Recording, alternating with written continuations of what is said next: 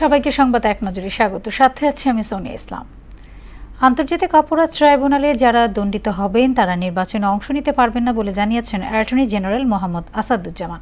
সকালে জুলাই আন্দোলনের চেতনা বাস্তবায়নে করণীয় শীর্ষক বিতর্ক অনুষ্ঠানে একথা বলেন তিনি। নিষিদ্ধ সংগঠন আওয়ামী লীগকে যারা সহযোগিতা করবে তারাও অপরাধী হিসেবে বিবেচিত হবে বলে জানান অ্যাটর্নি জেনারেল।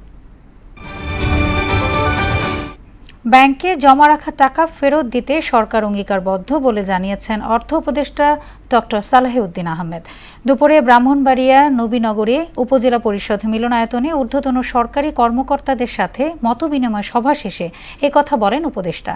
এনবিআরের চলমান সমস্যা সমাধানে আলোচনা চলছে বলেও জানান তিনি।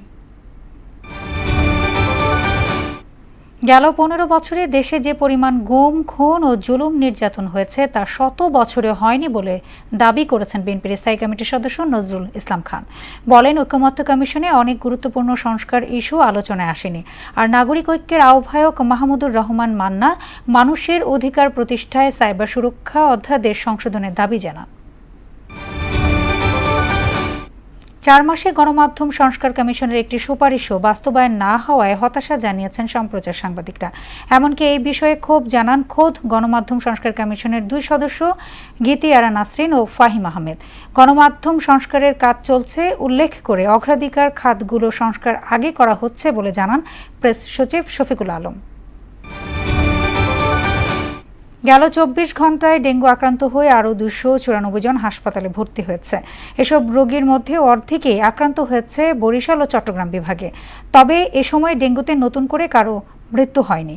স্বাস্থ্য অধিদপ্তরের হেলথ ইমার্জেন্সি অপারেশন সেন্টার ও কন্ট্রোল রুম থেকে পাঠানো এক সংবাদ বিজ্ঞপ্তিতে এই তথ্য জানানো হয়। গাজা জুড়ে ইসরায়েলি প্রাণঘাতী হামলার নিহত হয়েছে আরও 138 জন।